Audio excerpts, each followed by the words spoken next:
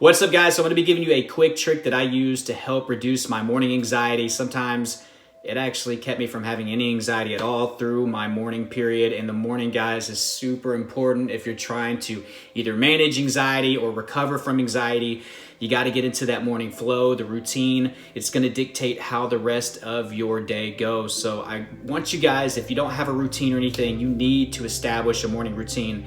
But even if you have one, it's hard to get into that with a lack of motivation whenever you wake up with panic, or you wake up with symptoms, or you wake up with the negative thoughts. And there were 2 times a day where this was really bad for me. One was at night with insomnia. I had all the symptoms of panic. It was hard for me to get any sleep. And then I would wake up the next morning and I would wake up with dread. Oh my God, I gotta go to work. I gotta go do this. I gotta do that. I hope I don't have panic attacks in the car. I hope my day goes fine. Oh, where are my symptoms? Oh, there they are. There's my chest pain. There's my back pain, my leg pain. Oh man, I'm starting to panic. Oh man, what is that? That's a new symptom. Let me go grab my phone. So I lean over, I grab my phone, I start Googling my symptoms. That turns into a 30-minute ordeal, nightmare, me self-diagnosing. Maybe then I get lay around and just try to waste some time because I dread getting up. Should I call into work today? Oh man, maybe I'll just lay here. This is my safe zone. I'm going through social media, seeing all the drama in the world. Oh, these people are so happy. Why can't I be happy? You see where I'm going with this? We lay in bed, we dread the day, we put off getting into a routine. We give our freaking subconscious mind time to start catastrophizing. The wheels start spinning up here, and not in a good way.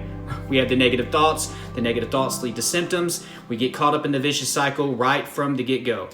A lot of you are spending anywhere from 15 to 30 minutes to an hour or two, and some of you aren't even getting out of bed in the morning because you don't want to face the day. And this has become your safe zone. So something that I started doing, and it's not going to be easy for those of you that aren't used to getting up quickly, but within the first few seconds of you opening your eyes in the morning, I want you to get out of bed and go right into a routine. The problem is in the mornings, for people that have anxiety, we lay around, we just lay there in our filth, is what I like to call it.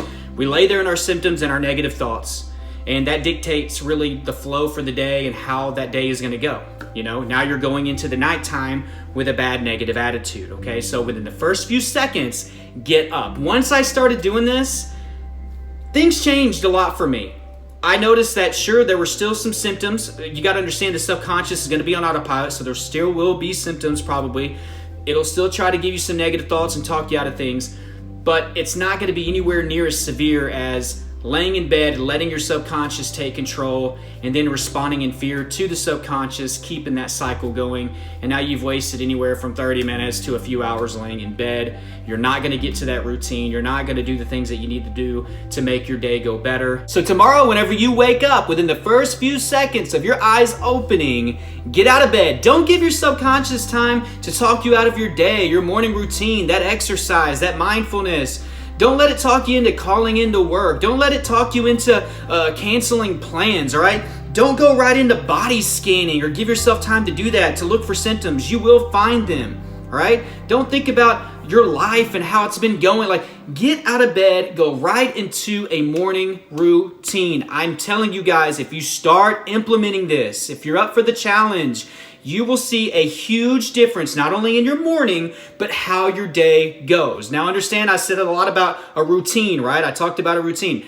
If you do not have a morning routine, there are tons of routines everywhere. I have a couple videos on routines, but I have a detailed routine on my course, Elite Anxiety Bootcamp. I'm gonna put that down below in the description and in the first pinned comment. It's an entire course, video lectures, downloadables, and one of the downloadables on there is a detailed daily routine that you can follow from the moment you wake up until you go to sleep. It's what I did to recover from panic attacks, health anxiety, crippling symptoms, negative thoughts, intrusive thoughts. I had that for years and I was able to recover, and so can you. But you need that foundation, you need that structure, you need that morning routine. It doesn't fix everything. You still have to go out and expose, but it is a foundation. I think you need the routine first before you head out and venture out, okay? So grab that course if you haven't. There are other resources down there, guys. I love you all, and until next time, guys, keep fighting.